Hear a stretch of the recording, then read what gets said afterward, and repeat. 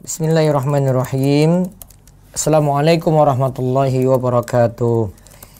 Alhamdulillah wassalatu wassalamu ala Rasulillah wa ala alihi wa man tabi'ahum bi ihsan ila yaumiddin.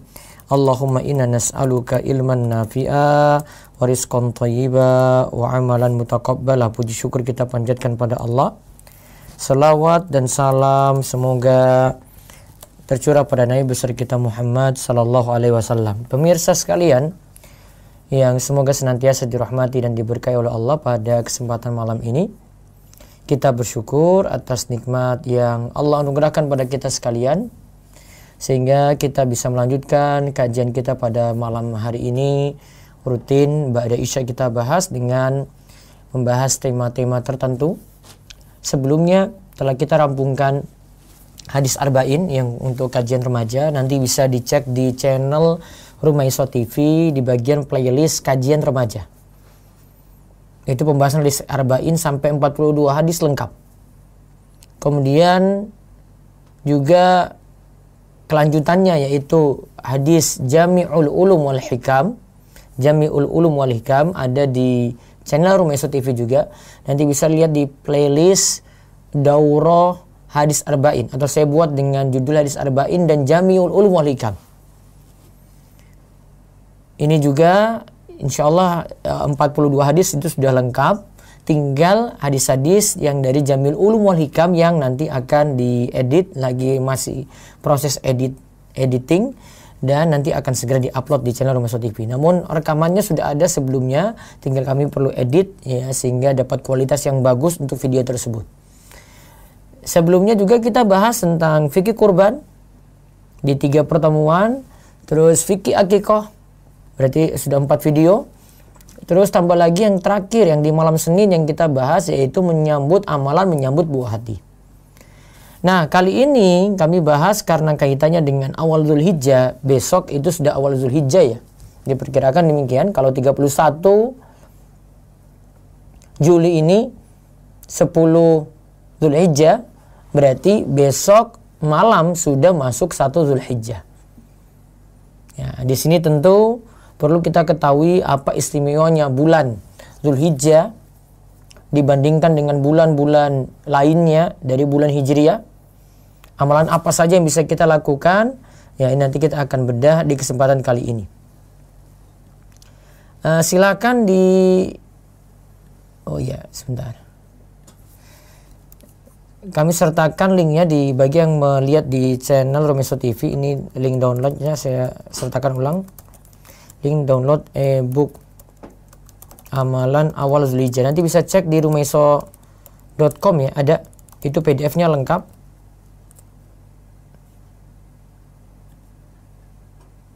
Ya, bisa. Silakan di-download dan bisa disebar juga dalam bentuk buku itu ini. Dalam bentuk buku itu ini, amalan awal Zulhijjah hingga hari tasyrik. Ya. Ini bukunya kecil, buku saku. Sama seperti sebelumnya itu ada buku kurban kecil juga. Jadi terkait dengan bulan Zulhijjah itu ada 3 buku yang saya susun. Yang pertama ini amalan awal Zulhijjah hingga hari tasyrik. Yang kedua buku saku kurban. Yang ketiga itu my bucket list berhaji. Rencana saya untuk segera berhaji gitu. Nah, ini 3 buku ini baiknya dimiliki segera. Ada 1 buku lagi sebenarnya nanti baru terbit. Ya, di samping ini buku-buku yang rutin terbitkan bulan Zulhijjah ya. Ada 1 buku lagi akan terbit insya Allah, yaitu buku Tafsir Jalalain dari surat Al-Fatihah. Nanti berapa hari lagi baru kita sebar flyernya, namun bukunya sudah di stok ya, tinggal nanti bisa dimanfaatin. Mudah-mudahan juga kami bisa bedah itu dalam beberapa video untuk tafsir Jalalain surat Al-Fatihah tadi. Baik, sekali lagi yang belum dapat materi ini bisa di-download di ya rumaiso.com ya, website rumaiso.com. Buka dengan judul itu ada e-book. Saya beri judul itu buku gratis amalan awal Zulhijjah hingga hari tasyrik. Cari dengan judul ya buku gratis amalan awal Zulhijjah hingga hari tasyrik. Sekali lagi Ya, bukunya itu adalah buku gratis amalan awal Zulhijjah hingga hari tasyrik. Nanti tinggal di download saja. Itu langsung menuju ke apa ini? Linknya itu langsung masuk Dropbox. Situ langsung ada file PDF-nya. Nah, itu satu file PDF-nya itu tinggal di download. Mau disebar juga silahkan. Bagi yang mendapatkan versi hard copy, ya, versi bukunya ini dengan harga buku saku ya sekitar 10.000 lah, 10 ribuan. Nanti bisa tanya di toko Wifi 0852 00 171 222. Saya ulang 0852 00 171 222.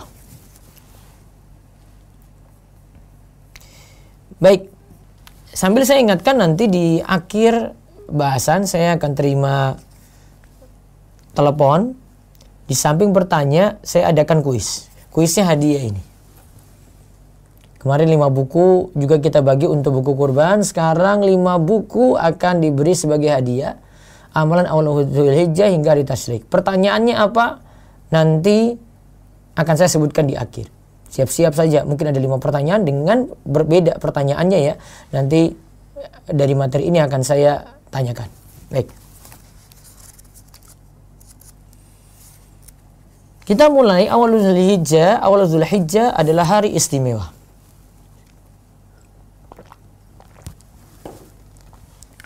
Awal Zulhijjah itu adalah hari istimewa.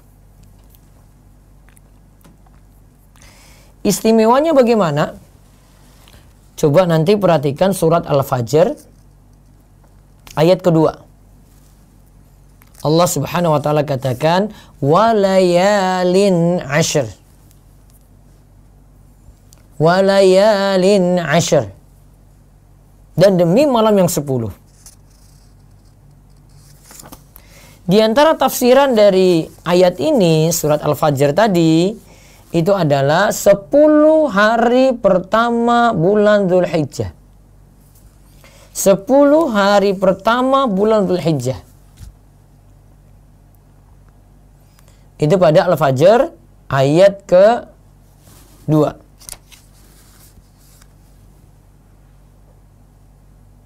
Keistimewaan yang lainnya lagi disebutkan dalam hadis dari Ibnu Abbas radhiyallahu anhuma, Rasulullah sallallahu alaihi wasallam bersabda, "Mal amalu fi ayyamil ashri afdala min al-amali fi hadhihi." Qal wal jihad, qal wal jihad illa rajulun kharaja yukhatiru binafsihi wa malihi falam yarji' bisyai'. Kata Nabi sallallahu alaihi wasallam, tidak ada amalan yang lebih mulia dari amalan yang dilakukan pada 10 hari pertama Zulhijjah.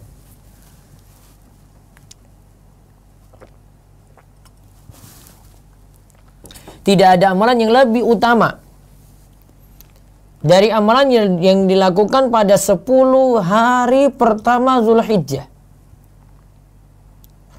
Para sahabat lantas berkata, tidak pula dibandingin dengan jihad ya Rasulullah. Kemudian Nabi Shallallahu Alaihi Wasallam menjawab, walaupun dengan jihad. Ingat ya kata Nabi Shallallahu Alaihi Wasallam ya, walaupun dengan jihad. Kecuali jika seorang keluar berjihad lalu sesuatu membahayakan diri dan hartanya, lantas ia kembali dalam keadaan tidak membawa apapun. Hadis riwayat Bukhari nomor 969. Ibnu Rajab katakan hadis ini maksudnya hadis ini menunjukkan bahwa amalan di 10 hari pertama Zulhijjah di sisi Allah lebih disukai dibanding hari-hari lainnya tanpa ada pengecualian. Jika dikatakan Allah itu cinta, berarti menunjukkan hari-hari tersebut dinilai mulia di sisi Allah Subhanahu wa ta'ala. Terus itu keutamaannya ya. Amalan apa saja pada awal Zulhijjah? Lihat di halaman ke-7. Yang bisa kita lakukan adalah puasa sunnah. Jamaah bisa lakukan dari hari pertama Zulhijjah sampai hari ke-9 Zulhijjah, atau kita sebut dengan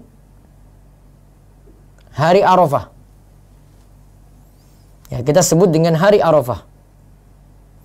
Karena Nabi Sallallahu Alaihi Wasallam mendorong kita untuk beramal soleh ketika itu, dan puasa juga dilakukan.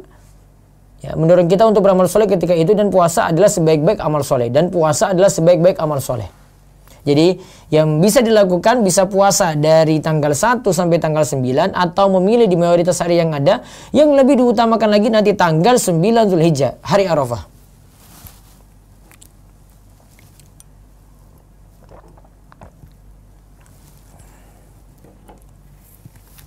Kemudian yang kedua,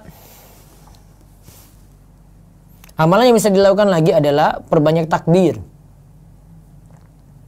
Perbanyak takbir dan zikir.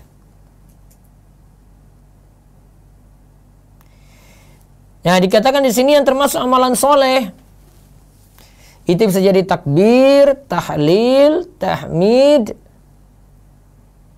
tasbih, istighfar, dan memperbanyak doa. Dan ini bacaan takbir dan zikir ini di awal Zulhijjah dianjurkan dilakukan dengan jahar bagi laki-laki. Bisa dilakukan di pasar, di jalan-jalan, di masjid, dan tempat-tempat lainnya. Ibnu Abbas pernah katakan seperti ini. Lihat perkataan Ibnu Abbas berikut ini. Waskurullah fi ayyami ma'lumat, ayyamul ashr.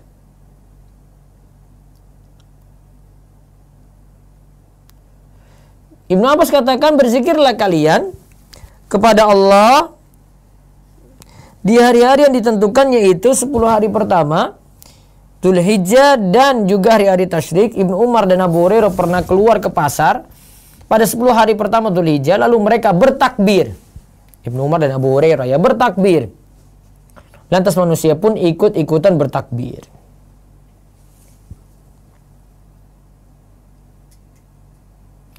Namun di sini kalau kita lihat tentang takbir itu untuk awal Zulhijjah itu ada dua macam. Yang pertama takbir mutlak, bebas waktunya, tidak ada cara khusus, tidak diharuskan juga baca sudah sholat. Yang kedua itu takbir yang sifatnya itu mutlak. Artinya tidak dikaitkan pada waktu dan tempat tertentu. Jadi boleh dilakukan di pasar, masjid, dan saat berjalan. Takbir tersebut dilakukan dengan mengeraskan suara bagi laki-laki.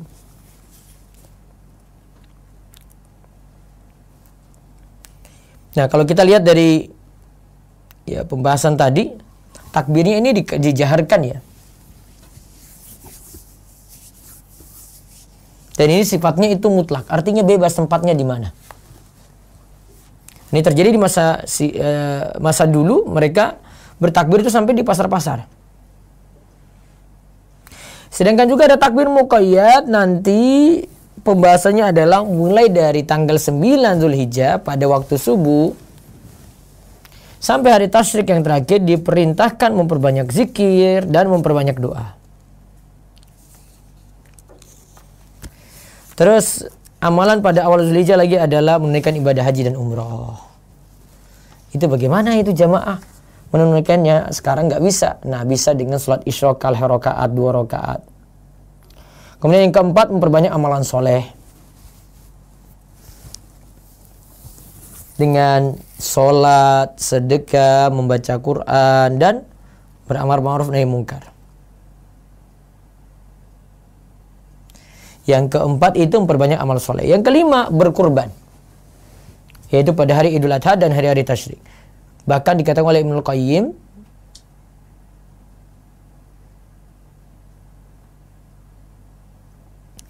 nah, jadi yang kelima itu berkurban di hari nahar 10 Dzulhijjah dan hari tasyrik.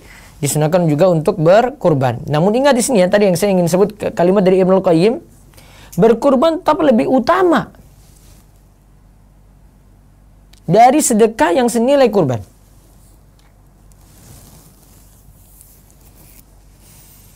Bahkan berkurban itu lebih utama dari sedekah yang senilai kurban.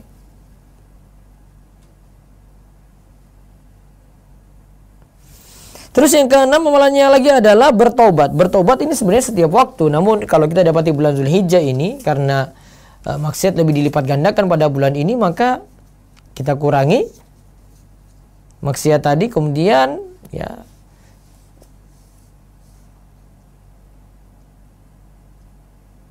saya ulang, termasuk yang ditentukan pula di awal Zulhijjah adalah bertobat dari berbagai dosa dan maksiat, serta meninggalkan tindak zalim terhadap sesama. Nah, keutamaan 10 hari awal Zulhijjah berlaku untuk amalan apa saja. Jadi yang tobat dia tadi itu dia bisa lakukan ya pada awal Zulhijjah, juga tidak terbatas pada amalan tertentu. Sehingga amalan tersebut bisa sholat, ya, amalan tadi juga itu bisa sedekah, amalan tadi juga bisa membaca Al-Quran dan amalan soleh lainnya. Nah, kemudian kita lihat puasa awal Zulhijjah. Ya, puasa awal Zulhijjah.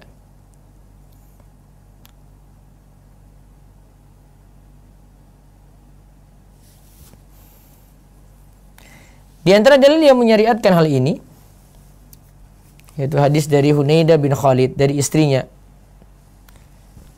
Beberapa istri Nabi SAW itu mengatakan, Rasulullah SAW itu yasumutis Zulhijjah, Rasulullah SAW itu puasa pada 9 Zulhijjah, wa yauma Asyura, dan juga pada hari Asyura, wa salasata ayyamin, dan 3 hari, min kulli syahrin, dari tiap bulan, awal isnaini minasyahri wal khamis.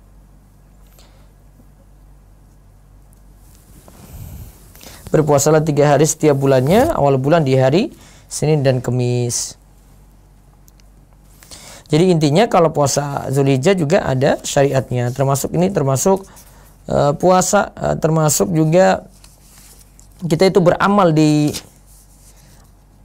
saya ulang, di awal Zulhijjah ini, ya ini 9 hari tadi, bisa jadi kita puasanya itu 9 hari full, atau bisa juga puasanya pemilih pada tanggal hari Arafah saja, atau bisa selang-selingnya. Bisa dilakukan seperti itu. Nah, cara melakukan puasanya boleh melakukan tanggal 1 sampai 9, boleh juga melakukan dengan memilih hari yang diinginkan. Yang penting jangan tinggalkan puasa Arafah. Nah, sekarang seputar hari Arafah. Yang pertama, keutamaannya, hari Arafah adalah hari sempurnakannya agama dan nikmat.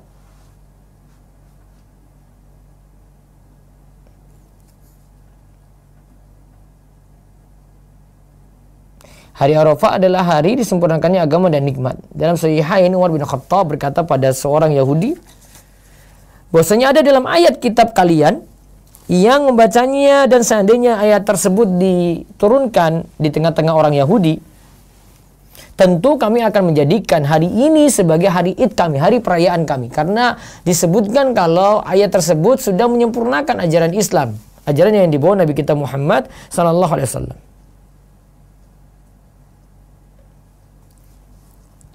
Terus yang kedua, hari Arafah itu adalah hari Id kaum muslimin. Kalau kita tiap pekannya itu hari Jumat, kalau tiap tahunnya itu ya pada hari Arafah. Yang ketiga, hari Arafah adalah asy-syaf'u. Ini pada ayat wasyaf'i wal watr. Dan demi yang genap dan yang ganjil.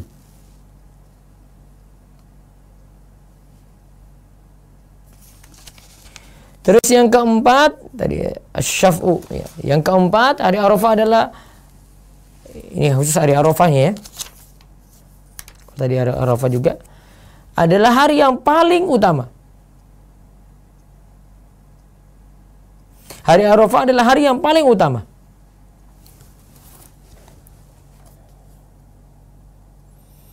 Juga yang kelima diriwayatkan dari Anas bin Malik, ia berkata hari Arafah lebih utama daripada 10.000 hari.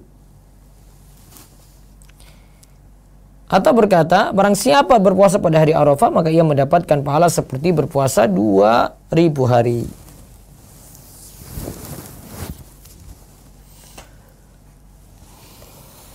Yang keenam, hari Arafah menurut sekelompok ulama salaf disebut dengan hari Haji Akbar, haji besar.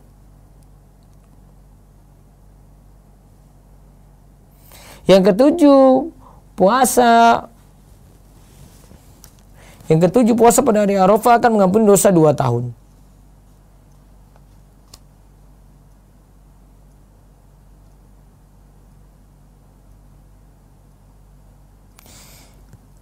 Dari Abu Qatadah Nabi SAW bersabda, siyamu yami Arafah ahtasibu 'alallahi ayyukaffira sana allati qablahu wa sana allati ba'dahu. Wa siyam yaum Asyura ahtasibu 'alallahi ayyukaffira sana allati qablahu. Puasa Arafah 9 Dzulhijjah dapat menghapuskan dosa setahun yang lalu dan dosa setahun akan datang.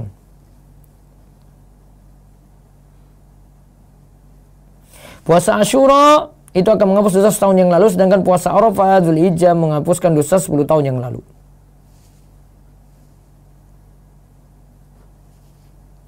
Terus yang ke-8, hari Arafah adalah hari pengampunan dosa dan pembebasan dari siksa neraka. Adapun tadi keutamaan puasa Arafah sudah disebutkan. Terus bagaimana jika waktu wukuf di Saudi Arabia berbeda dengan 9 Dzulhijjah di Indonesia? Misalnya kalau keputusan besok itu ya, yang Saudi itu akhirnya nanti berbeda penglihatan hilalnya dengan di Indonesia, dan itu sah-sah saja ya.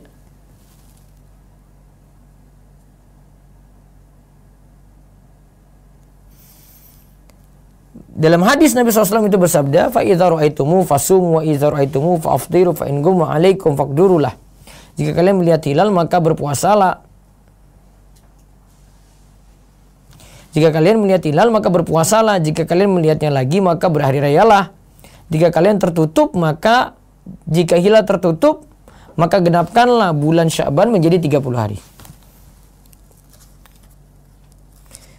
Jadi jika ada waktu wukuf di Saudi Arabia dengan di Indonesia ini berbeda, maka nanti pakai hilal lokal, ya, tidak memakai standar internasional. Wallahu a'lam.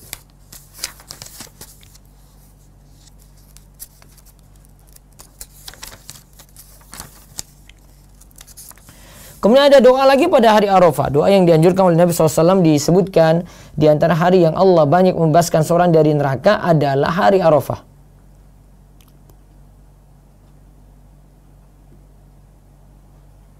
Dia akan mendekati mereka lalu akan menampakkan keutamaan mereka pada. Kemudian Allah berfirman apa yang diinginkan oleh mereka. Di antara hari yang Allah banyak membebaskan seorang dari neraka adalah hari Arafah. Dia akan mendekati mereka lalu akan menampakkan keutamaan mereka pada para malaikat. Kemudian Nabi SAW katakan sebaik-baik doa adalah doa pada hari Arafah. Khairud du'ai du'a'u yaumi Arafah.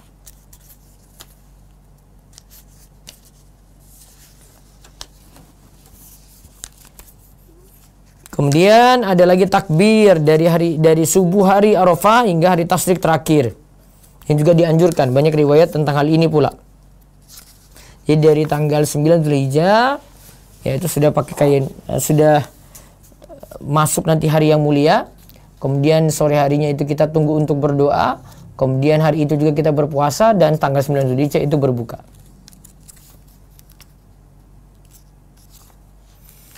Kemudian ada pun tentang Idul Adha dan hari tasyrik. Idul Adha dan hari tasyrik ya, ini tanggal 10, 11, 12, 13. Nanti insyaallah di pertemuan berikutnya lagi baru akan kita bahas. Baik. Jadi kesimpulannya nanti pertanyaannya ya. Pertanyaannya nanti bisa diingat. Saya tuliskan dulu ya. Saya ringkaskan dulu. Awal Dzulhijjah tadi adalah hari istimewa. Di antara dalilnya surat Al-Fajr ayat kedua walayalin asyr. Karena di antara pengertiannya adalah 10 hari pertama Dzulhijjah. Terus amalan Dzulhijjah itu ada puasa sunnah, takbir, dan zikir. Ada menunaikan haji dan umroh. Yang keempat itu ada memperbanyak amalan soleh. Yang kelima itu berkurban. Yang keenam itu bertobat.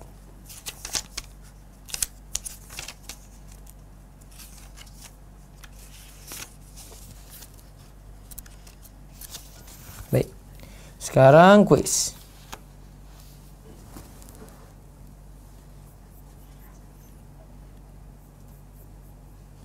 Siap-siap, saya kasih kuis dulu.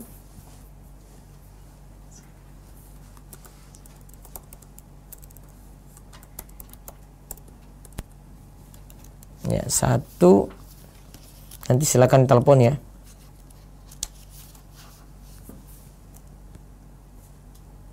Sebutkan ayat yang menyebutkan keutamaan awal Zulhijjah. 2.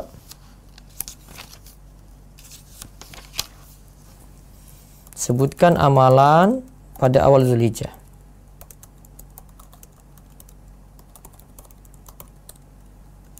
3. Bagaimana cara puasa di awal Zulhijjah? Puasanya apa saja hari-harinya? 4. Seputar hari Arafah ya.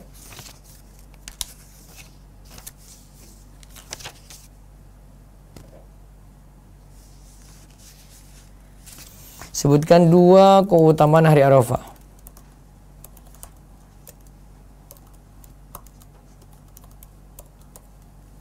5. Sebutkan keutamaan puasa Arafah. Menghapuskan dosa yang bagaimana?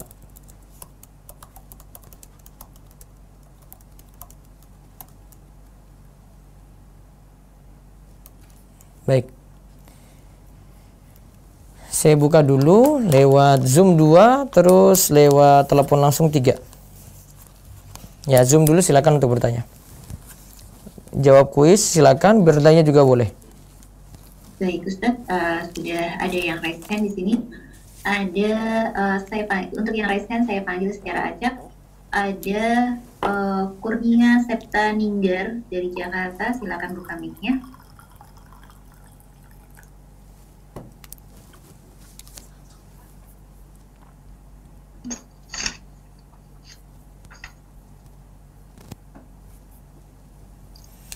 Ada? Ya, halo. Ya, Assalamualaikum. Waalaikumsalam. Ya, sekarang bisa jawab kuis. Iya, untuk yang ayat menyebutkan Keutamaan awal Zulhijjah surat apa? Oh iya, surat Al-Fajr ayat 2. Tahu ayatnya? Apa ayatnya? Tahu. Apa ayatnya? Walayalin ashar. Apa artinya? Boleh buka? Boleh. Mau tanya Mbah Google juga nggak apa-apa? Nggak, lihat artinya aja. Ya, monggo. Apa kaitannya Al-Fajr ayat 2 dengan awal Zulhijjah itu?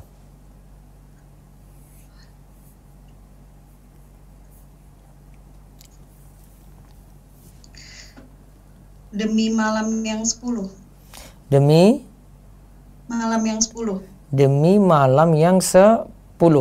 Nah, kaitannya dengan awal Zulhijjah apa itu?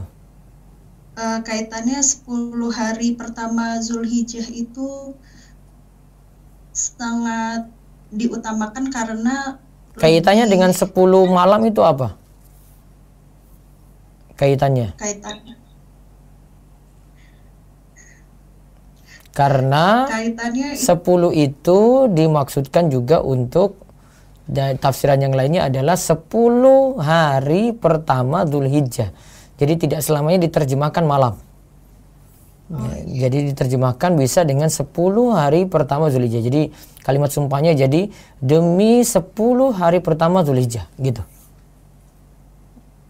Baik ya, taib. Nanti silahkan kirim alamat ke 0812-281-85131 biar nanti segera dikirim hadiahnya. Ada pertanyaan lain? Atau cuma kuis saja? Enggak ada Ustaz. Kuis saja, taib. Baik, satu lagi lewat Zoom. Ada pertanyaan kedua, sebutkan amalan pada awal Zulhijjah.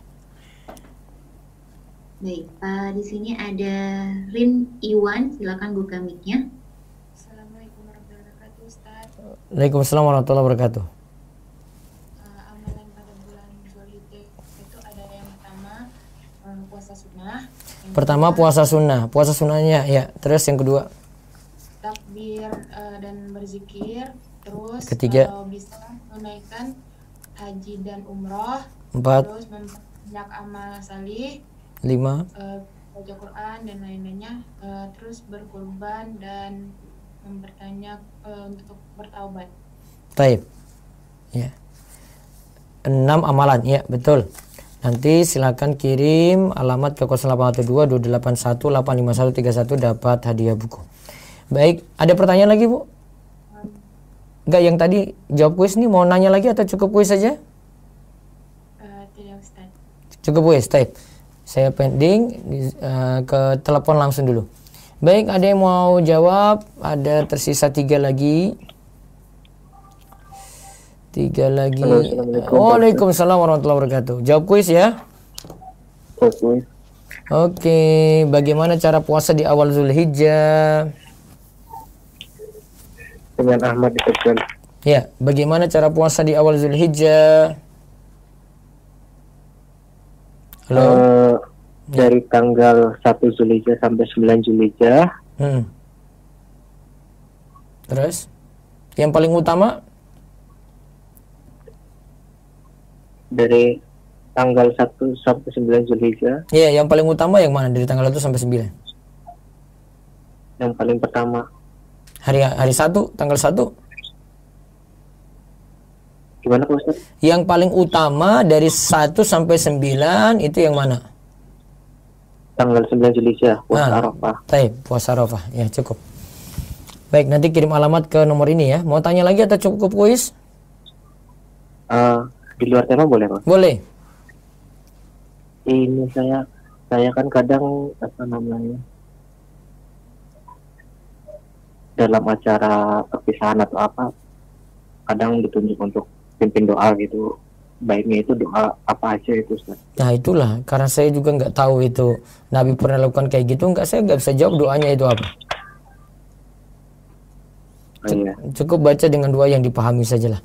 Asalnya tidak ada acara-acara kayak gitu sih kalau dalam Islam. Iya. Cukup ya? Oh ya. Cukup? Lagi Pak Ustaz. Apa lagi? Ini saya kan di usia muda ini lagi bingung alhamdulillah ada rezeki, bingung antara mau daftar haji atau menikah atau gimana Pak Ustaz harusnya? Sudah nikah apa belum? Belum. Kayaknya nikah dulu deh. Oh ya udah. Baru nanti daftar haji dengan istri. Ya. Gitu ya? Ya. Cukup? Cukup Pak Ustaz. Baik. Oh iya, pemirsa sekalian, saya umumkan mulai besok itu nanti saya akan bahas beberapa pertemuan dari kitab nikah Bulughul Maram. Ya, memang temanya untuk jomblo-jomblo sih, tapi nanti ada hal-hal juga yang umum yang dibutuhkan juga untuk yang berkeluarga. Jadi kalau mau diikuti, setiap hari saya bahas satu hadis dengan satu tema, ya, dengan pembahasan kitab Bulughul Maram, ya, bahasan kitabun nikah. Nanti mau tanya apapun terkait dengan masalah nikah itu dibolehkan. Baik, selanjutnya lagi, telepon lagi, ada angkat? Belum ada? Ada, angkat ya. Ya, nunggu lagi. Nah, itu. Halo. Ya, silakan. Assalamualaikum. Salam. Jawab kuis ya. Ya Pak. Pak Ustaz. Dengan siapa di mana ini? Leli Ustaz di Bogor. Nah, sebutkan 2 keutamaan hari Arafah. 2 saja. Hari Arafah itu hari disempurnakannya agama dan nikmat. Iya. Hari Id. Hari Id, iya, disebut juga hari Id, iya. 2. Hari Asyaf'u, dapat ganjil. Asyaf'u wal watru, iya. Terus? Cukup? Hari yang paling utama dari 10.000 hari. Iya. Kalau tadi ada pengertian asyaf'u wal watru. Al-watru itu hari Arafah, ya. Asyaf'u itu hari nahar. Nanti bisa diperbaiki ya. Kalau hari Arafah itu menurut pendapat yang lain lagi nih. Al-watru itu hari Arafah, asyaf'u itu hari nahar. Ada juga yang berpendapat sebaliknya. Wallahu a'lam. Ya. Terus cukup jawab kuis saja, ada pertanyaan? Mau tanya Ustaz? Iya, silakan. Saya itu cuman sama orang tua sama bapak saja. Saya pisah, saya merantau gitu. Dan saya tuh sudah alhamdulillah kurban. Berarti kan atas nama saya, tapi tadi kan orang yang rumah ikut pahala saya juga. Asalnya kan satu rumah, tapi cuma sementara saja pergi dari rumah gitu ya. Nah, boleh ikutkan ke orang tua, boleh. Terus misalnya saya itu ada rezeki, terus saya mau membayarkan kurban untuk kakak saya yang sudah berkeluarga. Membayarkan kurban untuk kakak yang sudah berkeluarga. Nah, itu yang untuk kewajiban nggak boleh motong kuku itu saya saja, apa kakak saya juga ikut? Kalau yang pertama tadi jenengan yang tidak boleh motong kuku dan rambut karena niat pokoknya di jenengan. Terus yang kedua kan jenengan kasih uang ke kakak ya kan? Enggak sih, misalnya saya yang bayar, tapi saya bilang aja saya mau mengkorbankan untuk atas nama kakak saya gitu misalnya. Berarti nanti kakak yang nanti ini tidak boleh potong kuku, potong rambut. Karena aslinya dia yang berkurban, tapi cuma dapat hadiah uang untuk berkurban. Gitu ya Ustaz. Iya. Satu lagi Ustaz boleh? Iya, silakan. Di luar tema tapi. Iya.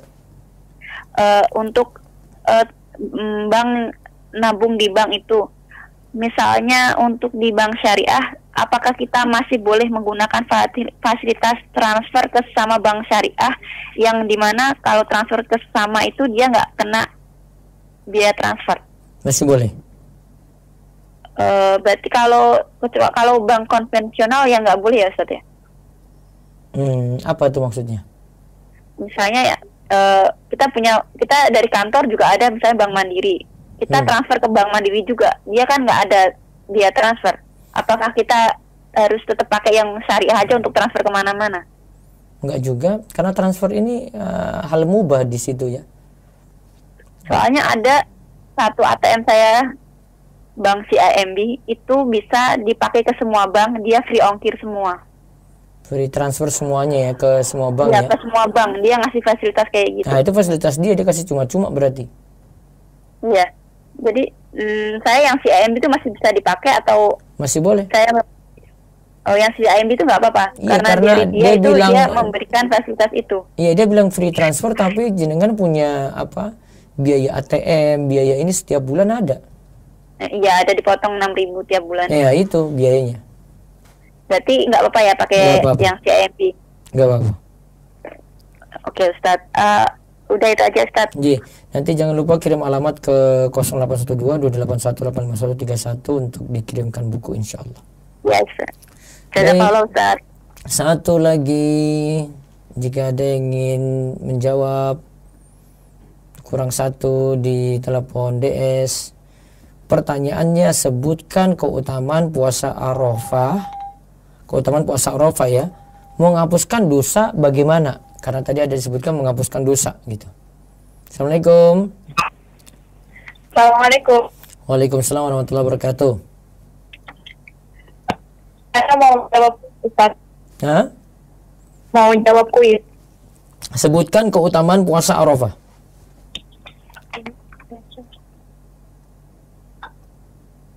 Halo? Nama Ustaz. Sebutkan keutamaan puasa Arafah. Yang pertama, hari Arafah adalah hari menyempurnakan agamanya dengan nikmat. Yang kedua, hari Arafah adalah hari Id atau perayaan untuk kaum muslimin. Yang ketiga, hari Arafah adalah atau penggenap yang Allah bersumpah dengannya, sedangkan hari Idul Adha disebut Al-Watr atau ganjil. Yang keempat, hari Arafah adalah hari yang paling utama. Kelima, diriwayatkan dari Anas bin Malik, ia berkata, hari Arafah lebih utama dari 10.000 hari. Atau berkata, barang siapa berpuasa pada hari Arafah, maka ia mendapatkan pahala seperti berpuasa 2.000 hari. Karena sudah cukup. Terus keutamaan puasa Arafah sendiri. Kalau tadi hari Arafah, sekarang puasa Arafah sendiri keutamaannya apa? Siapa berpuasa Arafah maka dia dapat pahala sekian. Apa keutamaannya? Keutamaannya itu apabila berpuasa di hari Arafah, maka pahalanya itu seperti 2.000 hari. dan dibebaskan dari neraka. Itu diantaranya. Ada lagi yang spesifik lagi, menghapuskan dosa berapa tahun? Menghapuskan dosa berapa tahun? Ayo dibuka bukunya ya. Itu Ustaz, apa dah? Nabi sebutkan barengan dengan puasa Asyura. Asyura menghapuskan dosa sekian tahun, Arafah sekian tahun. Apa tadi? Nah, puasa Arafah dapat menghapuskan dosa setahun yang lalu dan setahun yang akan datang. Puasa Asyura akan menghapuskan dosa setahun yang lalu. Berarti puasa Arafah berapa tahun dosanya diampuni? Dosa setahun yang lalu dan setahun akan datang. Berarti berapa tahun itu? 2 tahun, Ustaz. Nah, 2 tahun. Gitu aja jawabnya. Menghapuskan dosa 2 tahun. Kalau puasa Asyura 1 tahun. 1 tahun yang lalu. Baik. Cukup. Mau tanya lagi apa cuma ini aja? Kuis? Mau tanya, Ustaz. Silakan. Begini, Ustaz. Gimana hukumnya apabila ada akhwat yang ngambil gambar seperti di Google, tapi gambarnya itu tidak bernyawa? Itu otomatis kan tidak minta izin pada pemiliknya, Ustaz. Itu gimana hukumnya, Ustaz? Itu lewat Google atau lewat website yang sediakan gambar gratis? Iya. Enggak, lewat mana? Lewat Google apa lewat website yang menggunakan gambar gratis, yang menyediakan gambar gratis? Kalau lewat Google saja, itu biasanya ada gambar-gambar yang memang harus minta izin dulu. Oh. Ada beberapa situs yang sediakan gambar gratis. Ada Pixabay, ada yang lain-lain itu. Coba cari aja dengan kata kunci di Google, website gambar gratis. Nah, itu berarti di dalamnya itu semua ada gambar-gambar bagus. Ya, gambar itu boleh dipakai cuma-cuma. Gitu. Iya, Ustaz. Kalau tidak lewat ini, biasanya gambarnya bermasalah. Gitu. Jadi kalau kamu ambil, nanti akan bisa digugat oleh yang punya gambar. Iya, Ustaz. Dan kalau itu mungkin kalau satu negara itu bisa ke ranah hukum itu. Bisa diurus pengacara mereka juga yang punya gambar tadi. Namun kalau beda negara agak sulit mereka gugat ke Indonesia. Tapi asalnya itu gambar mereka gitu. Sehingga harus minta izin, apalagi kalau gambar itu dikomersialkan. Paham ya? Paham, Ustaz. Cukup? Ada lagi satu, Ustaz. Iya, silakan. Begini, Ustaz, gimana kalau misalnya ada sepasang kekasih itu maksudnya itu, Ustaz, apa dah? Mengupload keromantisannya tuh, Ustaz. Lalu ada yang iri atau hasad kepada kekasih tersebut. Itu yang dosa, yang hasad, apa yang memamerkannya, Ustaz? Ya, dua-duanya. Oh, dua-duanya. Iya. Ini terlalu pamer, satu, yang kedua hasad juga. Gitu. Nah, Ustaz. Ya, resiko di medsos ya kayak gitu. Kalau enggak, gak usah lihat medsos. Nah, Ustaz. Gitu ya. Baik, Ya. cukup? Jazakallahu khairan, Ustaz. Cukup. Baik, selanjutnya saya buka 5 lagi. Tapi pertanyaannya terkait kurban. Saya buka 5 lagi untuk kasih buku ini. Dengar dulu pertanyaannya, saya nanti buka lewat Zoom dulu. Ya, lewat Zoom dulu, 5 pertanyaan, 2 Zoom, 3 telepon langsung. Terkait kurban ya. Sebutkan berapa patungan untuk kambing, sapi, dan unta. 2. Bolehkah berkurban atas nama orang yang meninggal dunia? 3. Bolehkah berkurban satu bagian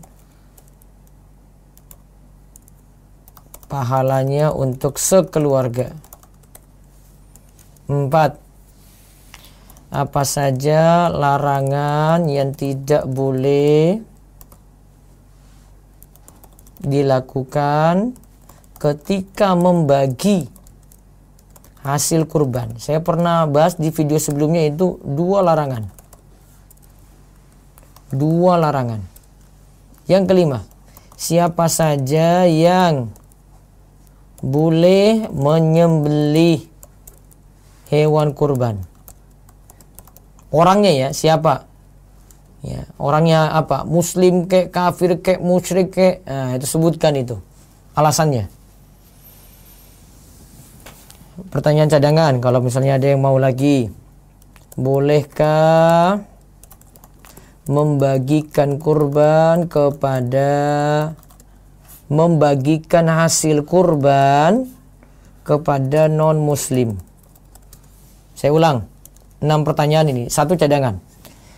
Sebutkan berapa patungan untuk kambing, untuk sapi, untuk unta. Terus yang kedua, bolehkah berkurban atas nama orang yang meninggal dunia? Ini pakai pendapat yang kemarin sudah kita bahas ya. Yang ketiga, bolehkah berkurban satu bagian misalnya 1 kambing atau seperti sapi, pahalanya untuk sekeluarga. Nah, lalu sebutkan syaratnya apa sekeluarga ini? Syaratnya apa? Yang keempat, apa saja yang larangan yang tidak boleh dilakukan ketika membagi hasil kurban? Ingat ya, ketika membagi hasil kurban, 2 larangan. Yang kelima, siapa saja yang boleh menyembelih hewan kurban? Terakhir yang keenam, bolehkah membagikan hasil kurban kepada non-muslim? Pertanyaan ini saya sengaja tanyakan biar semakin mereview, dan jika ada yang belum tahu nanti akan dapat ilmu dari jawaban yang akan diberikan. Baik, saya buka dulu 2 kesempatan untuk Zoom. Pertanyaan nomor 1 dan nomor 2 ya. Silakan. Baik. Ustaz, sebelum untuk yang menjawab pertanyaan kuis, bisa saya bacakan chat terlebih dahulu karena sudah banyak yang chat. Iya, silakan. Baik. Di sini, Assalamualaikum warahmatullahi wabarakatuh. Waalaikumsalam warahmatullahi wabarakatuh. Mau bertanya, Ustadz, jika tahun kemarin sudah berkurban, lalu tahun ini ingin berkurban namun tidak memiliki cukup uang, apakah boleh berhutang karena mengetahui kurban itu akan memperoleh banyak kebaikan? Coba diulang. Tahun lalu sudah berkurban.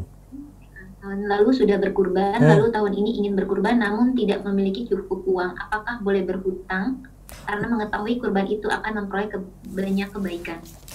Ada ayat yang menyebutkan lakum fiha khair. Bagi kalian itu di dalam kurban itu ada kebaikan. Maka sebagian ulama tafsirkan, ya karena ini ada kebaikan silakan berutang untuk berkurban, termasuk juga untuk akikoh.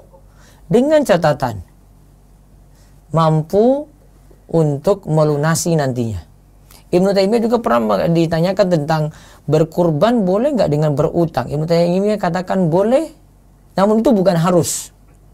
Boleh kata Ibnu Taimiyah, namun bukan harus. Ya, boleh namun bukan harus. Tapi kalau dia itu bisa lunasi tidak masalah. Ya, terus. Baik. Lalu cek lagi 1. Afwan Ustadz, Ana baru gabung jadi belum sempat nyimak dari awal. Izin bertanya, jika saya ingin berkurban memakai uang hasil kerja saya sudah berkeluarga. Ketika berkurban, apakah pakai atas nama saya dan sekeluarga atau nama suami dan sekeluarga? Ukuran jazakallah. Kalau uangnya dari ibu, pakai nama ibu saja. Namun kalau mau pakai nama suami, berarti ibu hadiahkan uang itu ke suami, baru nanti pakai nama suami. Resikonya siapa yang dipakai namanya, maka dia yang nanti tidak boleh potong rambut, tidak boleh potong kuku mulai dari tanggal 1 Zulhijjah. Ya, jadi ini kalau mau sih yang punya uang pakai namanya gitu. Kalau enggak mau serahkan ke suami, berarti ibu hibahkan uang itu kepada suami, hadiahkan kepada suami, nanti berkurbannya atas nama suami. Baik, mungkin ada yang mau jawab kuis dulu? Ada? Ada Bapak Furqan, silakan buka mic-nya. Jawab kuis dulu ya. Assalamualaikum Ustaz. Waalaikumsalam warahmatullahi wabarakatuh. Mau jawab kuis ya Pak? Iya, jawab kuis. Nah, pertanyaannya gampang tadi. Yang pertama, apa tadi? Sebutkan berapa patungan untuk kambing, Masih dibolehkan berapa patungan? Sapi, unta? Ya, Bismillah. Kalau untuk kambing satu orang. Satu orang. Kemudian kalau untuk sapi 7 orang. Iya. Kalau untuk unta 10 orang. Ya, unta nanti bisa 2 pilihan, bisa 7, bisa 10. Baik, nanti silahkan Pak Furqon kirim alamat ke 0812 281 85131, nanti dapat hadiah buku ini. Ada pertanyaan Pak Furqon? Mungkin di luar tema, Ustaz. Ya, silakan. Iya, kebetulan kan istri ini ada usaha kecil-kecilan di rumah. Ini terkait alat medis. Iya. Jadi kemarin kan beberapa kali ikut kajiannya Ustadz. Cuman mau tanya Ustadz, kalau misalnya kan sebelumnya barang istri misalnya contohnya adalah termometer, tidak pernah sudah ada di istri, tapi pernah sudah ada di toko, tapi stoknya tidak ada. Apakah boleh kalau misalnya ada yang mau, tapi kita sudah saling ketahui dengan produsen yang ini Ustadz, yang punya ininya, punya barangnya. Ya. Apakah boleh enggak Ustadz kalau misalnya ada yang datang untuk pre-order, bagaimana itu sistemnya Ustadz? Apakah memang harus dia bayar terlebih dahulu atau kami tunggu dulu pesanannya datang baru kembali ke pembelinya yang mengordernya Ustaz? Baik. Termometer kan itu barangnya ready stock tapi di supplier di toko lain ya? Iya, masih di produsen Ustaz. Masih di produsen kan? Artinya barangnya tersedia, nggak pakai proses pembuatan kan? Tidak. Berarti sudah tersedia. Saran saya sediakan stok dulu. Sediakan stok. Ya, maka kalau ada yang mau beli, bilang jangan dulu bayar, bahasa kita itu ya, jangan dulu bayar Pak, nanti saya cari barangnya dulu. Ketika barang sudah ada, baru tawarkan ke dia lagi, ini barang sudah ada, mau jadi beli atau tidak. Jadi pre-ordernya tidak boleh mengikat. Oh iya. Cuma tadi ya, bahasa kita itu, oh ya mau pesan ya, sabar dulu Pak ya, saya harap nggak bayar dulu, saya carikan barang dulu. Ketika sudah ada barang, nah baru jual itu tadi. Kalau barangnya belum ada, terus Bapak sudah jual, deal di awal, nanti jadi menjual barang yang belum dimiliki. Gitu ya? Iya. Baik. Berarti kalau misalnya kan kalau misalnya ada barang lain misalnya Ustaz, misalnya kayak baju jaga, baju jas dokter misalnya, kita pesan, kita sama prosesnya juga sama, barangnya tersedia di produsen. Iya. Ada boleh tidak Ustaz kalau misalnya ada yang datang misalnya dia pesan sekian ukurannya ini, terus dia sudah langsung bayar di depan Ustaz, jadi dia bayar lunas di depan, kami sudah hubungi produsen sudah siap, nanti mereka tinggal kirim barang baru kami yang akan kasihkan ke pembelinya. Itu bagaimana hukumnya itu Ustaz? Resikonya tetap saran saya kalau dia batalin maka Bapak harus kembalikan uang full. Oh iya. Gitu ya? Iya Ustaz. Baik, cukup. Terima kasih Ustaz. Iya, jazakallahu khairan. Iya, Kom. Baik, satu lagi ada yang mau jawab kuis lagi? Bolehkah berkerugan atas nama orang yang meninggal dunia?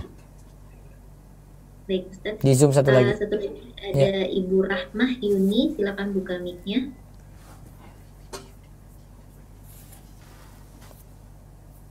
Assalamualaikum Ustaz. Waalaikumsalam warahmatullahi wabarakatuh. Ya, silakan Bu.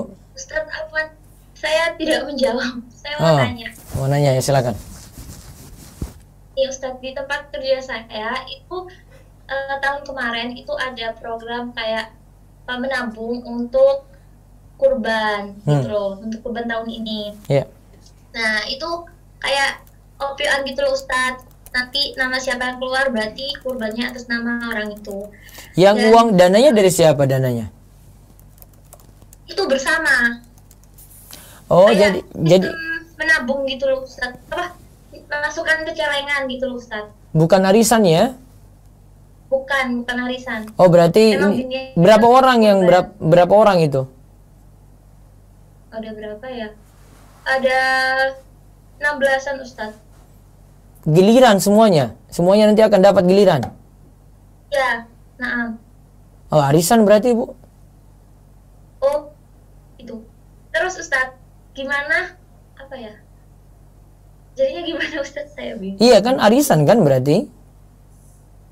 Saya juga kurang tahu, pokoknya intinya itu katanya atasan apa nabung, terus nanti apa namanya ya kayak opioan gitu. Berarti arisan ya Ustadz ya? Ya kalau semua dapat ya berarti arisan. Terus gimana gitu hukumnya Ustadz? Ya asalnya masih boleh. Masih boleh? Iya. Itu nanti kurbannya itu kayak di atas namain orang yang dapat gitu loh Ustadz. Iya, Namanya arisan. keluar. Nanti kocok 16 Apa-apa? kali berarti. Kocoknya 16 kali kalau 16 orang itu, Bu. Itu bagaimana Ustadz? Nggak Ibu apa-apa? arisan boleh nggak, Ibu? Ikut arisan nggak? Saya kurang tahu kalau itu arisan Ustadz. Tapi yang Enggak, ini saya tanya, saya nggak bahas ini. Ibu boleh nggak ikut arisan? Saya nggak pernah ikut arisan Ustadz. Nggak pernah ikut arisan. Jadi saya Tanggapan Ibu arisan itu boleh nggak? boleh karena kan semua dapat gitu Ustadz. Iya itu semua dapat sama. Nggak ada yang rugi gitu kan? Iya sama. Dia dikocok itu kocok cuma tentukan pilihan saja, tapi nanti besok giliran yang sampai nomor 16 akan dapat. Oh gitu. Nah, masalahnya Berarti- itu kalau kurban harus dipastikan itu harga kurbannya sama kalau memang itu arisan kurban. Itu 16 tahun ini kan lama sekali. Selama 16 tahun bisa nggak dipertahankan itu harganya tetap kayak gitu terus. Kalau tidak, saran saya bukan arisan kurban, arisan uang. Nanti hasilnya baru beli kurban. Karena tidak boleh arisan ini harga naik, nggak boleh. Kalau arisannya misalnya dapatnya 3 juta, ya 3 juta terus sampai akhir kocokan. Nggak boleh nanti karena harga kambing naik, nanti jadi arisan suatu waktu dinaikkan gitu. Oh, nggak boleh, riba. Karena situ nanti ada yang dapat lebih. Padahal itu pinjam meminjam, kordon, pinjaman. Nggak boleh. Berarti baiknya gimana Ustadz? Baiknya Ibu tanyakan kasus ini jelas dulu. Ibu soal belum jelas, maka saya belum bisa jawab. Ibu soal masih ngambang soalnya. Jazakallah. Iya, kalau soal jelas saya jawab dengan jelas lagi. Baik.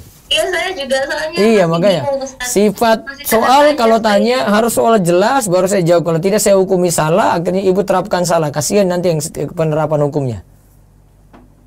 Baik. Nanti saya tanyakan Iya. biar lebih jelas. Tanyakan dulu. Jazakallah khair, Ustadz. Waalaikumsalam. Assalamualaikum. Waalaikumsalam. Ada lagi dengan Zoom kalau enggak yang mau jawab kuis ada? Kuis dulu. Ada yang mau jawab kuis dengan Ibu mungkin Rebelia. Ya. Silakan buka mic-nya. Assalamualaikum Ustaz. Waalaikumsalam warahmatullahi wabarakatuh. Silakan Bu. Ya, bismillahirrahmanirrahim. Saya boleh pilih nggak pertanyaannya? Yang nomor 3. Satu kambing kan boleh untuk satu keluarga. Syaratnya tinggalnya satu rumah, dapurnya hanya satu. Itu baru boleh. Kalau dapurnya saya tidak boleh. Ya wes deh, sudah sah. Ya. Satu pertanyaan Pak Ustaz. Boleh. Nah, saya itu bekerja sebagai pembawa acara perkawinan. Ya. Kemudian ada klien saya yang pesan untuk bulan Maret kemarin, katakanlah begitu, uang sudah terima bulan Desember Ya. sebesar 4 juta. Ya. Nah, karena sebelum COVID, tiba-tiba dia batalkan. Ya. Jadi uangnya saya ambil. Mereka yang mau bayar karena itu saya karena berbahasa asing, jadi dia takut nggak dapat MC lain, dia bayar ke saya 4 juta. Ya. Karena saya tidak bekerja, saya baru belajar agama merasa, waduh, duit orang di saya nih. Sementara teman-teman lain bilang nggak usah bayar, orang dia yang membatalkan kok. Itu bagaimana hukumnya Ustadz? Kalau hati kecil saya ya sudahlah, saya biar berhutang lah, nanti saya cicil dengan tenaga. Tapi kalau teman-teman MC yang lain bilang bukan salah ibu, katanya salah dia, kenapa membatalkan? Mohon pencerahan Ustadz. Terima Kalau kasih. memang dari dia ya resiko dia gitu ya. Oh, artinya uangnya saya makan halal, nggak haram kan ya Ustadz? Enggak. Oh, cuma saya namanya baru belajar kan Ustadz. Waduh, nggak enak juga ya 4 juta dapat. Kalau ibu nggak enak ya kompromi dengan dia saja. Oh, saya sudah telepon. Lalu dia bilang, ya kalau bunda mau mengembalikan transfer saja. Saya bilang enggak, saya mau bayar pakai tenaga. Tapi karena sekarang COVID, akhirnya saya belum bayar-bayar juga Ustadz. Nah, konfirmasi lagi ke dia ini gimana nih kesepakatannya, harus jelas. Oh, baik. Baik, artinya saya tidak salah ya Ustadz ya? Tidak. Karena dia membatalkan. Iya. Baik, terima kasih Ustadz. Assalamualaikum. Waalaikumsalam warahmatullahi wabarakatuh. Baik, tadi sudah, sekarang lewat telepon langsung, Mas Rian. Ada? Tunggu dulu coba itu. Nanti ada yang angkat. Ya. Sambil saya jawab dulu di YouTube. Nanti kalau ada telepon masuk mau jawab kuis silakan ya. Ini pertanyaannya, Ustadz. Saya mendapat syubhat. Telepon. Silakan. Assalamualaikum. Waalaikumsalam warahmatullahi wabarakatuh, Ustaz. Mau jawab kuis? Iya, Ustaz. Pertanyaan yang nomor 2 berarti sebenarnya. Kuis yang pertanyaannya kambing dibagi menjadi 5 ya Ustaz. Untuk kalau kambing 1, kalau Itu sapi sudah, dibagi 5, sudah. kalau unta dibagi 7. Salah, sapi 7 dong, unta 7 juga atau 10. Pertanyaan yang kedua dong ini, bolehkah berkorban atas nama orang yang meninggal dunia? Oh iya Ustaz, jika orang yang meninggal itu mewasiatkan, Ya, maka boleh. ya, Terus apabila dia gini, misalnya sekeluarga terus diikut sertakan sama yang meninggal itu boleh, tetapi secara khusus tidak diperkenankan. itu baca di mana itu? Secara khusus, bahwasannya untuk dia sendiri secara khusus tidak dibolehkan gitu Ustaz. Baca di Benar mana? nggak, Ustaz? Kemarin itu ada ikut kajian juga sama Ustaz yang lain. Iya, itu pendapat saya yang dulu. Tapi kalau sekarang semuanya dibolehkan walaupun tanpa wasiat. Dibolehkan Ustaz. Iya, walaupun tanpa wasiat. Oh, berarti misalnya saya kurban atas nama bapak saya yang udah wafat boleh Ustaz? Boleh, tanpa wasiat pun boleh. Itu pendapat yang paling kuat. Oh, nah Ustaz. Walaupun Nanya boleh? iya, silakan. Nanti kirim alamat ya ke nomor telepon ini untuk kasih hadiah insyaallah. Terus tanya apa? Ustaz mau nanya nih Ustaz. Iya. Ada ikhwan yang sedang berprasyarat dengan Ana. Iya. Insya Allah besok menazur. Qadarullah Ustaz, ternyata setelah Ana cari tahu dia sudah berproses dengan akhwat lain dan kemarin baru nazur Ustaz. Gimana tuh Ustaz? Oh, itu sakit banget itu. Iya, yang paling sakit akhwat itu lah Ustaz. Kenapa? Karena udah nazor. Oh, berarti dia nggak jadi dengan itu, maunya dengan kamu. Enggak, dua-duanya enggak, dia enggak ngasih jawaban ke akhwat itu, tapi dia langsung berproses sama Ana Ustaz. Berarti Ana sedaya aja Ustaz. Itu PHP banget ya masa kayak gitu sih. Bikin orang konflik aja itu si ikhwan ini. Iya Ustaz, ya Allah baru hijrah lagi dia Ustaz. Aduh, qadarullah. Bilang dapat salam dari saya aja deh, bilang gitu aja. Subhanallah. Jadi nggak usah dilanjut aja Ustaz. Iya, gimana kayak begitu PHP? Iya, ya Allah Ustaz. Ya sudah, Qadarullah. qadarullah, cari yang lain aja. Iya Ustaz, jazakallah khair Ustaz. Taib, nanti kirim alamat segera ya, mudah-mudahan Allah cepatkan jodohnya juga. Allahumma amin. Assalamualaikum Ustaz. Waalaikumsalam warahmatullahi wabarakatuh. Baik, masih ada lagi kesempatan. Ini pertanyaannya gampang sekali. Apa saja larangan yang tidak boleh dilakukan ketika mengambil hasil kurban? Jadi kurbannya sudah ada nih ya. Dagingnya ini tidak boleh diapain, kulitnya tidak boleh diapain. Ada kaitannya dengan jagal itu tidak boleh diapakan, coba. Ada yang bisa jawab? Silakan masuk telepon, monggo. Assalamualaikum. Waalaikumsalam warahmatullahi wabarakatuh. Ustaz, mau nanya apa jawab kuis? Tanya. Nanya, silakan kalau gitu. Gini loh Ustaz, beberapa ayah saya kan sudah meninggal. Iya. Ayah saya sudah meninggal, sudah lama sekali. Tapi baru kemarin-kemarin ini ada sepupunya mama saya sudah meninggal juga gitu. Jadi dia menyampaikan ke saya kalau bapak dulu pernah punya hutang pernah punya hutang pada beliau gitu ya. Tapi berupa barang katanya, berhutang saat itu 10 gram emas, 10 gram emas. Jadi saat itu harga 10 gram emas itu hanya 1 juta berapa gitu, 1,4 juta, karena sudah lama gitu. Dia nyampaikan ke saya, terus saya mau selesaikan gitu, terus tapi dia bilang gini, Ustadz, karena harga emas sekarang mahal sekali, nggak apa-apa dibayar setengahnya aja 5 gram gitu loh. Itu gimana Ustadz? Riba. Itu riba. Halo? Riba ya Ustadz? Allah ya? Iya. Pinjamnya pakai apa coba? Pinjamnya pakai Kenapa, apa? Ustadz? Pinjamnya pakai apa? Pinjamnya emas. Enggak, dia kasih apa? Jadi dia yang menjual sendiri. Jadi bapak saya itu kan bilangnya gini, saya hanya butuh uang, saya nggak punya uang, kata sepupunya itu. Saya hanya punya ini barang, ya udah dijual aja dulu gitu kan. Barang kan? Barang apa emas pas di pinjamkan itu? Kenapa? Pas dipinjamkan itu barang atau emas? Yang dikasih ke bapak saya uang 1 juta. Ah, itu saya sudah bilang. Kalau ini ya aturannya kayak gini, kalau ini ya, kalau aturan dalam pinjam meminjam itu tidak memperhatikan perubahan nilai. Jadi misalnya saya pinjam uang 1 juta, 1 juta saya kembalikan nanti 5 tahun lagi 1 juta. Iya, itu udah berapa tahun sih sebentar. Ustadz? Tapi dia minta emas tuh Ustadz, sepupu saya itu. Ini saya mau terangkan yang benar nih ya, 1 juta kan. Tidak boleh 1 juta pakai standar emas yang dulu. Oh, 1 juta emas dulu ini itu dapat 2 gram misalnya, 1 juta ya. Dapat 2 gram misalnya ya. Maka tidak boleh bayarnya nanti tahun 2020 ini ya dengan emas harga saat ini. Berarti 2 gram bawa ke sekarang emas 1 juta berarti harus kembalikan 2 juta. Itu namanya nilainya berubah. Yang boleh bisa begini, yang dibolehkan, bayarnya pakai emas. Dulu pinjam 1 juta, harga emas dulu tidak dipedulikan. Namun sekarang kembalikan juga 1 juta, namun dengan emas ya. Berarti sekarang harga emas berapa? 1 juta. Berarti misalnya 1 juta ya. Ini emas sudah 900-an nih. Ya. Misalnya 1 juta. Nah, maka dia nanti kembalikan dalam bentuk emas 1 juta, dalam bentuk emas 1 gram berarti. Berarti nilainya sama dengan uang yang waktu dipinjam gitu ya Ustaz? Sama.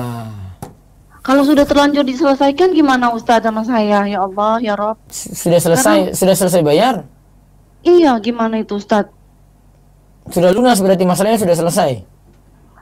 Baru-baru ini karena dia nagih terus kan ke saya gitu. Gimana itu Ustaz? Dia makan riba berarti.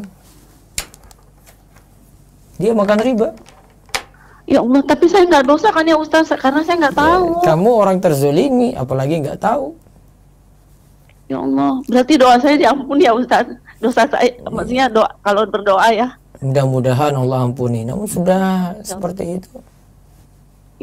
Ya, berarti dia yang makan riba ya Ustaz ya? Iya. Ya Allah, ya Allah. Pelajarannya besok kalau ada yang mau pinjam uang lagi kayak gitu, jangan pakai standar emas, kembalikan nanti dengan nilai emas, nggak boleh. Anak nggak tahu Ustaz, karena ini muncul ketika orang tua udah nggak ada di dua-dua Ustaz, jadi ada saksi juga. Ya, cukup ya? Ya udah. Baik. Waalaikumsalam warahmatullahi wabarakatuh. Baik. Saya buka dulu YouTube sebentar. Ada telepon masuk, silakan. Waalaikumsalam. Silakan Bu, mau jawab kuis?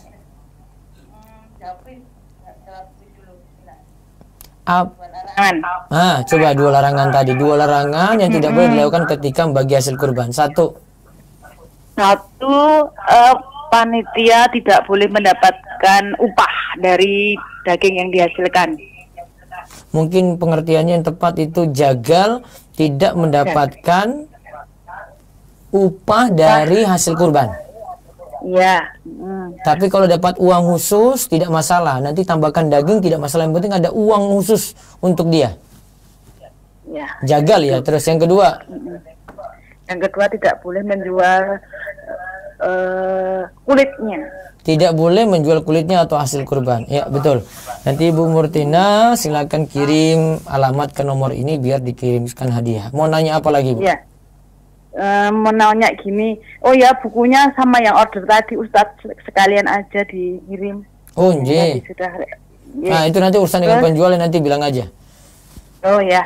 Terus Ustadz pertanyaannya ini mengenai apa riswah di kantor itu masih ada riswah di mana pengguna jasa itu memberikan uang terus dibelikan makanan sama teman-teman gitu Ustadz. Bagaimana hukumnya Ustadz? Kadang saya berusaha menolaknya tapi selama ini saya kan bukan di tempat itu saya bisa menolaknya gitu. Tapi sekarang saya ditempatkan di posisi itu sehingga kalau menolak itu bagaimana gitu. Kadang saya lebih baik puasa untuk menghindari seperti itu agar saya enak untuk menolak dari teman-teman begitu. Yang jelas tidak boleh dimanfaatkan. Kalau ibu sudah dapat, sudah pegang uangnya disalurkan untuk kepentingan sosial. Nggak boleh pakai pribadi. Kalau gini Ustadz, kalau nanti aku menerima, misalnya ada yang menerima bentuk uang, saya menerima, nanti saya mikirnya, oh berarti Murtina itu masih mau itu, dia kan nggak tahu untuk apa gitu, dikiranya untuk saya pribadi, dan saya mikirnya kalau saya menolak bisa untuk share bahwa saya punya prinsip bahwa riswah itu haram gitu Ustadz. Nah kalau gitu nolak aja. Nolak aja ya Ustadz ya. Iya. Kalau misalnya teman-teman itu dibelikan dapat kan, terus saya kan menolak, tapi sama teman-teman dibelikan makanan terus nggak usah makan di meja gitu. Nggak usah makan ya. Iya. Terus gini Ustadz, bapak saya kan dulu Belantik. Nah, kalau sudah kenal dengan Pak Sarjo. Nah sekarang kan beliau itu kalau lebaran haji kayak gini sering beli Ustadz itu apa kulitnya gitu Ustadz. Saya udah bilang gini. Beli kulit boleh. Untuk meyakinkan Bapak. Dia beli kulit boleh, yang masalah itu yang jual. Dia beli boleh. Yang penting kan bisa jadi kan ada orang miskin yang sudah diberi saking masjid.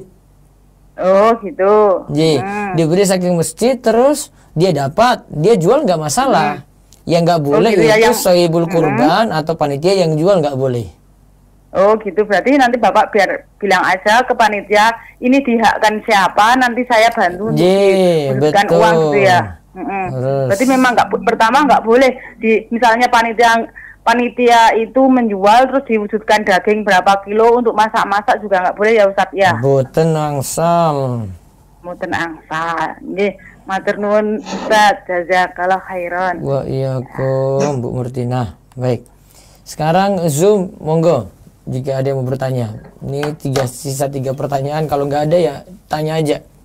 Zoom dulu silakan. Baik Ustadz, ada dari yang raise hand terlebih dahulu, ada Ibu Mutmainah. Ya. Assalamualaikum. Mau jawab kuis atau mau bertanya Bu? Terserah Ustadz, boleh coba. Coba, siapa saja yang boleh menyembelih hewan kurban? Syarat pokoknya siapa? Muslim maupun kafir, musyrik? Muslim. Muslim. Muslim? Ahli kitab boleh nggak? Tidak boleh. Terus orang nggak sholat boleh tidak? Tidak boleh. Dalilnya apa? Saya nggak ikut dari awal Ustaz. Kalau muslim jelas boleh. Ahli kitab yang benar boleh. Ahli kitab boleh. Wa ta'amul ladzina utul kitab hilul lakum, dan makanan dari ahli kitab yang dimaksudkan makanan ini adalah sembelian. Sembelian ahli kitab itu halal untuk kalian. Ini yang disebutkan dalam surat Al-Maidah. Maka ahli kitab sembeliannya masih boleh dimakan, yang penting tidak diketahui secara jelas dia cara nyembeli dengan menyebut nama saat menyembeli itu dengan nama siapa tidak jelas. Yang penting kita tahu dia ahli kitab, ya hasilnya halal untuk dimakan. Kalau orang musyrik jelas nggak boleh. orang musyrik nyembelih. Kalau orang tidak sholat, kalau saya sendiri saya tidak akan nikmati, karena Nabi SAW katakan orang yang meninggalkan sholat kafir, sehingga sembelihannya tidak boleh dimakan. Ya, baik. Ada nanya Bu, silakan. Ini pertanyaan saya. Tadi ada sempat yang bertanya itu Ustaz soal apa?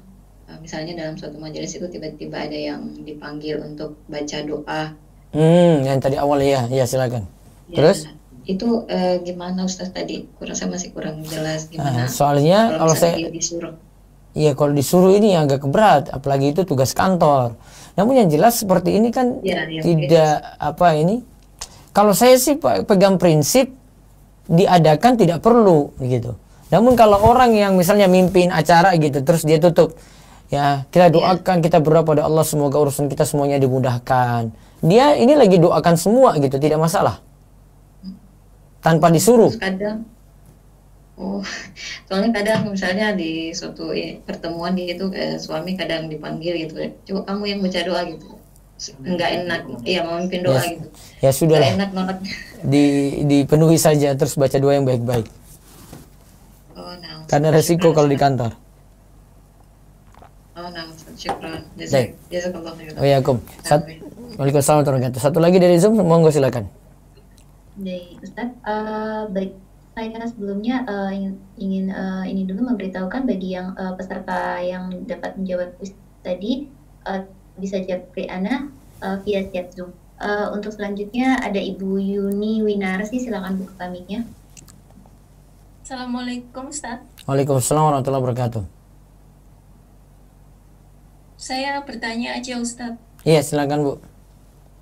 Untuk mengenai wanita kan biasanya dapat haid ya tiap bulan ya Ustaz. Haid tiap bulan ya. Misalkan kita untuk tahu acuannya kita itu sholatnya apa yang kita tinggalkan itu kita bayar itu atau kita ganti itu dilihat dari apanya, apa ada acuannya Ustaz?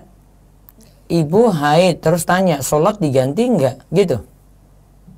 Iya, maksudnya jadi ketika saya haid gitu, misalkan saya haidnya gitu ya,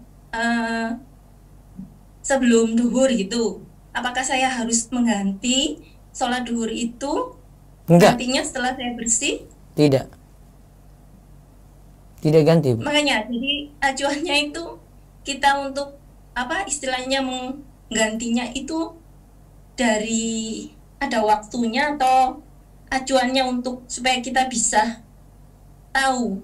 Bu, kalau untuk sholat jika ditinggalkan karena haid tidak ada kodok Bu. Oh, jadi tidak ada ya Ustaz? Iya. Kecuali begini, itu pernah dapat dari mana? Nggak ada. Kecuali gini satu kasus. Ibu sudah masuk waktu zuhur, nunda sholat, katanya mau jam 1 mau sholat zuhur. Ternyata jam setengah 12, ya, qadarullah sudah datang bulan. Maka berarti sholatnya itu seharusnya ibu sudah lakukan, tapi ibu nunda-nunda. Maka sholat yang ditunda ini jadi sholat yang dikodok nanti setelah suci. Namun kalau itu maksud saya, jadi acuannya seperti itu ya. Jadi kalau misalkan kita yang menunda kemudian datang bulan, berarti kita harus mengkodoknya ya. Tapi kalau sudah masuk waktu sholat, ibu kan tadi pertanyaan sebelumnya jam 11 misalnya, belum masuk waktu sholat ya belum.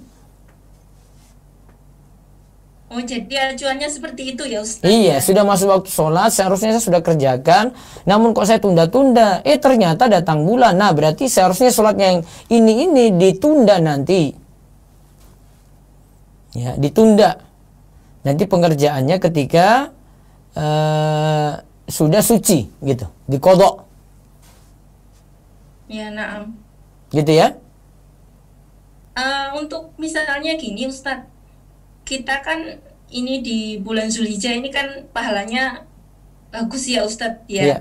Kalau kita kan sudah niatan gitu ya, tapi ketika nanti di karena kan kita datangnya haidnya itu di akhir, jadi kita nggak bisa ngikut gitu, gimana ya Ustadz? Ya sudah, qadarullahu masya'afa'al. Gak bisa diapa-apain lagi, Bu. Sayang. Iya, iya. Sudah ya? Nah, Ustaz. Saya cukup. Baik. Syukron. Ya, Kum. Jazakumullah khairan. Iya. Satu lagi dari chat, Bu, terakhir di Zoom. Baik, saya bacakan via chat, Ustaz. Assalamualaikum, Ustaz. Waalaikumsalam warahmatullahi wabarakatuh. Untuk jawaban pertanyaan Sohibul Kurban yang tadi, Oh, iya. ini siapa yang harus potong kuku sebelum berkurban? Nah, siapa yang harus potong kuku? Dilarang potong kuku sebelum berkurban. Yang berniat untuk berkurban. Ini pertanyaannya, jika dia niatkan berkurban atas nama keluarga kakaknya tanpa memberikan uang kurban secara langsung, siapa yang harus potong kuku sebelum berkurban? Dia atau kakaknya? Syukron. Kalau dalam hadis sih, siapa yang berniat berkurban, berarti yang lakukan kurban tadi berarti kakaknya. Dia jalankan sunnah ini, tidak boleh potong kuku, tidak boleh potong rambut. Kakaknya, Bu.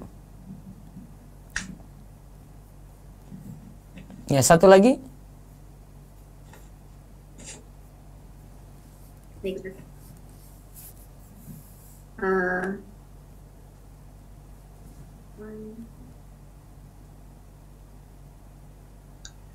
Izin bertanya, Ustadz, bagaimana amalan untuk menenangkan diri atas adanya tudingan atau karena salah persepsi seseorang kepada diri kita yang sebenarnya hal yang kita lakukan itu tidak ada niat buruk sedikit pun dari kita terhadap orang tersebut?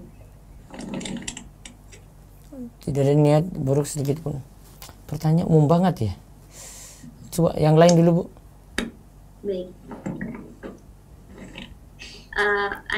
Assalamualaikum Ustadz. Waalaikumsalam. Ana ingin bertanya, Ana ingin berkurban, apakah bisa berkurban untuk satu keluarga plus kakek dan nenek Ana yang sudah meninggal? Boleh asalkan satu rumah. Boleh asalkan satu rumah. Baik, selanjutnya saya lompat dulu ke telepon. Ada? Mas Rian? Nggak ada, belum? Type YouTube dulu sebentar. 2 pertanyaan saya pilih. Ini banyak sekali di YouTube nih. Ya. Baik, telepon dulu. Kita ya. Assalamualaikum.